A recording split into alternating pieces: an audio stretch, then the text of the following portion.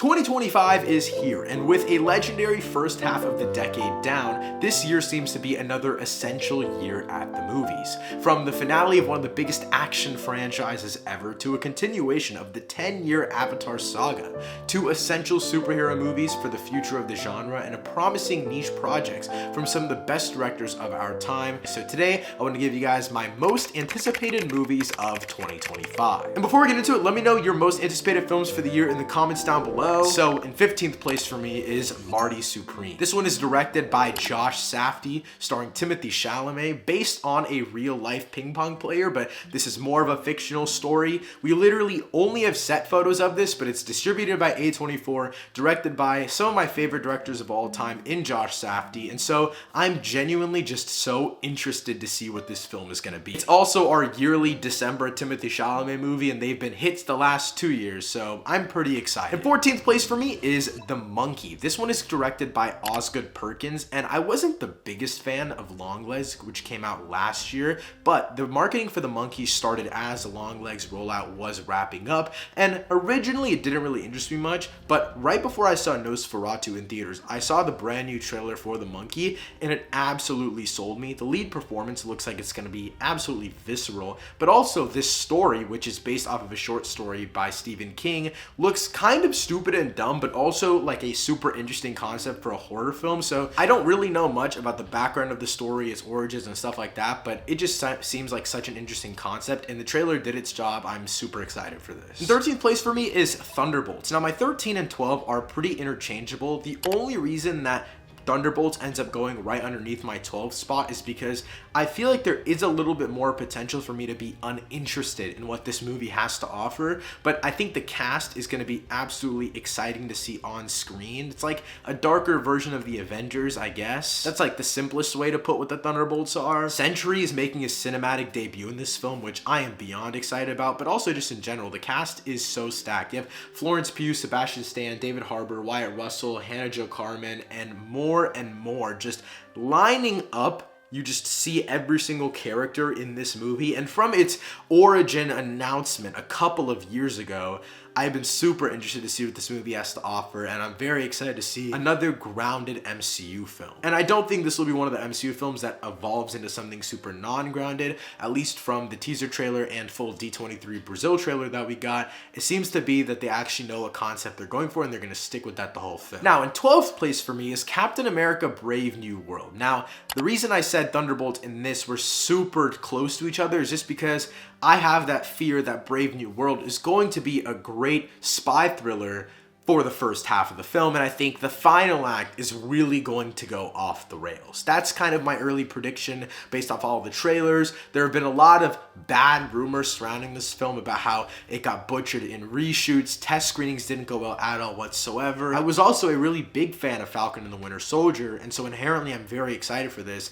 As each trailer has gone on, they've gotten better and better at the marketing, and obviously the marketing is meant to make the movie look really good, so obviously they're doing their job. In 11th place for me is Wicked for Good. Now, this would be much higher on the list as I really did like Wicked, but I don't know much about where this second part of the story goes, and I don't plan to find out until I see the film. I really don't know much about Wizard of Oz, Wicked lore, and I'm super excited to see where we go from here. I'm still very open-minded. I'm even surprised that this made any sort of anticipated list for me. If you asked me a year ago, I would have definitely been like, what the hell is this guy cooking? Before getting to my top 10, there are a couple honorable mentions. We just really don't know enough about these films or have enough set photos, plot details, etc., for me to actually put them on the list. But we are getting The Smashing Machine, directed by the other Safdie brother, Benny Safdie. I'm super excited for Marty Supreme and The Smashing Machine, but The Smashing Machine is interesting to me inherently just because it's Dwayne "The Rock" Johnson's first really serious, dramatic role. It's also distributed by A24, so I'm interested to see what they cook here. Animal Farm is a really interesting concept to me because I read the book when I was in like middle school. Andy Serkis is directing it. We literally know nothing else about the movie. I don't even know if it's going to end up coming out in 2025, but I'm inherently interested because the source material is a really interesting revolutionary tale. Then we have The Running Man, directed by Edgar Wright, starring Glenn Powell and Josh Brolin. We have a general synopsis synopsis of what this film is going to be like, but we've seen literally nothing of it. Seems like the first like big futuristic sci-fi role that Glenn Powell is going to take on, so I'm inherently interested about that. And then we have The Materialist, directed by Celine Song, who did Past Lives, which is one of my favorite films of the decade. But what makes this film even more interesting is the cast. Chris Evans, who is on an absolute shit streak right now. We also have Pedro Pascal, who I think is doing great stuff, and Dakota Johnson. The inherent idea of this synopsis is super intriguing to me, so I'm interested to see what she cooks up. But my final honorable mention is Damien Chazelle's untitled film. Now, there are rumors that Leonardo DiCaprio is going to be in this film. There's rumors about what the plot is going to be, but truly we have no idea. There's nothing set in stone. I doubt this movie even comes out in 2025, but if we knew literally anything about this film, even if it was just that Leonardo DiCaprio was in it, this would have been in my top 3. But again, on Letterboxd, it's still untitled Damien Chazelle film, so I feel like it's not right to even give it a top 5 spot. In 10th place for me is Jurassic World Rebirth. This one takes place 5 years after the last Jurassic World film, Jurassic World Dominion, and though I think that movie is absolute dog shit, I'm always a fiend for anything Jurassic Park / World related. I love the all-time classic first Jurassic Park. I genuinely do love Jurassic World as well. I think the second film, Fallen Kingdom, I believe, isn't that great, but it's still pretty overhated. And this one stars Scarlett Johansson, Jonathan Bailey, Mahershala Ali, and the cast goes on and on. I'm super interested in this synopsis. My only thing is, I kind of do wish they rebooted the whole thing. Like I'm saying start over. Like, give us a new Jurassic Park, like a new world completely, but I kind of see what they want to do. Universal's been keeping this continuity for a really long time at this point, and again, the synopsis is interesting enough. And I also think, since it's directed by Gareth Edwards, who did Star Wars Rogue One, and also The Creator, which came out, I believe, a year or two ago at this point, he is one of my favorite current sci-fi directors, super underrated. And in an interview, he actually said something that made me 10 times more excited for this film, in which he said, obviously it all goes wrong and becomes a situation that you enjoy at watching as a Jurassic fan, and doesn't let up until the final credits. That's my biggest problem with the entire Jurassic World saga, is that it never truly feels like they're fighting for survival for a long period of time, and that's what that first Jurassic film gets done so well. And that's also what it feels like they're doing in Rogue One, A Star Wars Story, and The Creator. So I do think he's the perfect choice for this, and the cast also just has me hype in general. So I don't know if this will be a hit, but I'm still super excited for it. In 9th place for me is F1, directed by Joseph Kosinski, who also directed Top Gun Maverick. The fact that you're gonna give the guy who put big ass IMAX cameras on fighter jets a movie about F1, and I'm hoping he slaps some IMAX cameras on them too. I mean, they were absolutely cooking here. It stars Brad Pitt in the lead role. We finally got our first trailer a couple of months ago, and this film was announced so long ago at this point.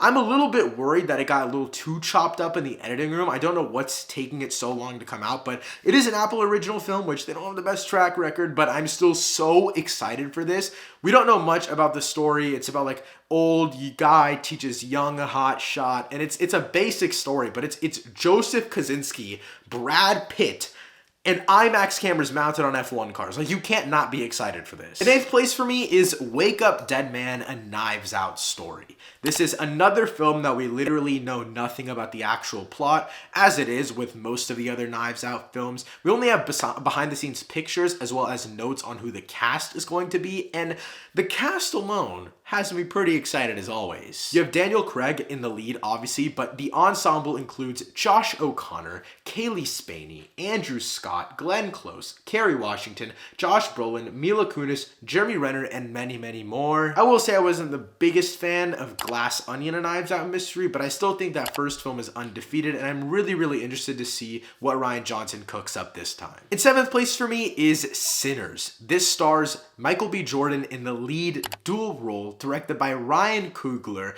This is a vampire movie shot in IMAX. Guys, come on. That teaser trailer when Michael B. Jordan is just shooting the fucking drum gun You can't not be hyped. In all seriousness, I think putting Michael B. Jordan in a dual role up against himself is inherently such an interesting concept, and seeing Ryan Coogler's evolution as an artist over the last decade has been a beautiful thing to see. You have Michael B. Jordan, Haley Steinfeld, and Jack O'Connell in this film. Every single piece of marketing thus far has looked pretty great. It just swapped release dates with Mickey 17, but I don't really think that's a bad thing. They were pretty close anyways. Very, very excited for this. In sixth place for me is Guillermo del Toro's Frankenstein. I don't read, but Frankenstein is one of the few books that I've actually read, and this is... Guillermo del Toro was the perfect man to put on this case. And this cast is absolutely loaded. You got Jacob Elordi as the monster, Mia Goth as Elizabeth, and Oscar Isaac as Dr. Victor Frankenstein. You've got to be kidding. We know little to nothing about anything regarding this movie, this take on Frankenstein. We literally have one set picture, but knowing it's Guillermo del Toro, knowing it's the Frankenstein story, and knowing that you have Jacob Elordi, Mia Goth, and Oscar Isaac in this film, I've been seated before I'm already seated. Getting into my top 5, in fifth place for me is Avatar, Fire, and Ash. I wasn't a big fan of Avatar 1, but Avatar Way of Water was absolutely phenomenal. One of the greatest feats of modern filmmaking, in my opinion. Now, the fact that James Cameron is dedicating his entire life's work to making more Avatar movies is so badass, and it just makes me more and more excited to see where the hell the lore goes from here. The synopsis sounds just as interesting as Way of Water does, and honestly, just seeing more and more of this world and all of the intricacies behind it, another 3-hour epic exploring a brand new section of James Cameron's mind, I couldn't not be excited for this. In fourth place for me is Fantastic Four: First Steps. Now, this is a really interesting film to talk about just because out of all of the big comic book films coming out in the next 2, 3, even 4 years, Fantastic Four: First Steps seems to be the most essential one for all of the future of Marvel. Not only for me, but every other Marvel fan I've talked to. Obviously, we have Avengers Doomsday, Avengers Secret Wars, all of these big things coming out. But all of that relies on if they do one of the most important and essential families in all of Marvel right, and that is Fantastic Four. I will say, right out of the gate, I am a pretty big fan of all of the castings that they did. You have Pedro Pascal, Vanessa Kirby, Joseph Quinn, and Ebon Moss-Enric, and I think overall those are great picks. I wouldn't say they were all my first choices. Really, Vanessa Kirby was my only 1A choice for all of the roles, but later we found out that Galactus was going to be a part of the story, and then we're getting a female character version of the Silver Surfer, which is also super interesting to me. We got to see their costumes leaked at a Comic-Con event. The idea that they're going to be placed in a 1960s retro-futuristic timeline. I think all of these story elements just prove to be more and more promising. Now, I understand if you're taking all of these things that I'm saying and being like, that's so weird, like I just want Fantastic Four in a modern MCU, why can't they just do that? To me, inherently, as a Marvel MCU fan / nerd, the way I view it, and again, this is just my theory brain coming out, is this is just an alternate timeline's Fantastic Four, and this Fantastic Four is the one that is Robert Downey Jr.'s Doctor Doom in their timeline. And this Doctor Doom and this Fantastic Four is how we propel ourselves into Avengers Doomsday and Secret Wars. And this Fantastic Four is going to be the core group that kind of propels us into the future of Marvel. Now, all that being said, I'm placing so much weight and burden on how essential these characters are going to be. So if they fuck this up, we might be good. Getting into my top 3, in third place for me is Superman. We recently got our first trailer for James Gunn's Superman, and it wasn't necessarily that I doubted him at first, and I definitely have my doubts about what James Gunn is doing as the Batman Part 2 just got delayed to 2027, but the trailer looks promising. It looks like James Gunn is visually doing something super unique, and I know a lot of people are like, it just looks like The Flash, it looks super stupid and overly vibrant. I like it. It looks cool to me. But my favorite thing about how this movie feels so far, as someone who didn't really get to grow up with a necessarily hopeful Superman, it feels like it's channeling that energy of Tyler Hoechlin's version of Superman and Superman and Lois, a little bit of that Christopher Reeves hopefulness as well, but also merging it in a modern, slightly darker and more political version of Superman without taking away all of the essential things that Superman is. Make him political, make him a martyr, make him essential to human politics and how this world is moving forward. We're in a pre-existing DC universe with this film, and I truly do think that James Gunn understands what we want to see in a Superman. In second place for me is Mission Impossible: The Final Reckoning. We finally got our first teaser trailer for this film, and it looks absolutely exhilarating, visceral, and just, it's Tom Cruise doing what he does best. I was actually a pretty big fan of Dead Reckoning Part 1, I feel like, unlike most people, and I'm pretty much an all-hits lover of this franchise. I think there's like one mediocre movie, but other than that, it's banger on banger on banger. Now, there are a couple of massive red flags to check out with this movie. Now, firstly, I do think that Tom Cruise not only himself wanted this to be the final Mission Impossible film, but Paramount definitely wanted it to be the last Mission Impossible film. We'll talk about the budget in a second. But Tom Cruise's lineup after this film is absolutely stacked with other amazing filmmakers, stories, and sequels in the works. This definitely feels like the right time to cap off the Mission Impossible franchise. Now, on the bad side of things, this film reportedly has a budget that ballooned to over $400 million, making it like a top 5 most expensive film ever made. I find everything about this franchise to be absolutely brilliant and beautiful. I think every single tiny bit of character work is phenomenal, and Ethan Hunt is one of my favorite protagonists of all time. But through all of the delays, writers and actors strikes, the pandemic, Tom Cruise, who in my opinion is just the savior of cinema, I don't really think he's going to win this battle. But in first place for me, my most anticipated film of 2025 is Mickey 17, starring my favorite working actor right now, Robert Pattinson, along with an insanely stacked cast from Naomi Ackie to Stephen Yeun, Toni Collette, and Mark Ruffalo. This is also directed by one of my favorite working directors of all time, Bong Joon-ho. This is based off of a super interesting novel that I don't really read, so I haven't read yet, but I do want to read after the film comes out. This movie about a dude that just sacrifices himself and has to keep dying over and over and over and over for research purposes. Such an interesting concept. When that first trailer came out, and yes, this movie has been delayed into hell, but when that first trailer came out and we heard Robert Pattinson's voice for the first time, I could not tell you how excited I was. I guess I am feeling a little The dizzy. accent. Wow. If you guys didn't know, Mickey 17 has been my most anticipated movie since it's been announced. Every single time Robert Pattinson does some weirdo ass role, it just gives me life. It makes me so excited, and it truly just reminds me of how much range Robert Pattinson has, and that's why we watch movies, to see one actor do a million different things. And Mickey 17 seems to be one of his most weirdo wacko roles yet. There's really not much else to say about Mickey 17. The cast looks amazing, the filmmakers behind it sound like they're doing an amazing job, and the source material sounds like it's going to be super exciting to watch unfold on screen, so this is easily my most anticipated film of the year. But that wraps up my list for the movies I'm most excited to see this year. Let me know your most anticipated films for 2025 in the comments down below. Thank you so much for watching. I'll see you next time. Peace.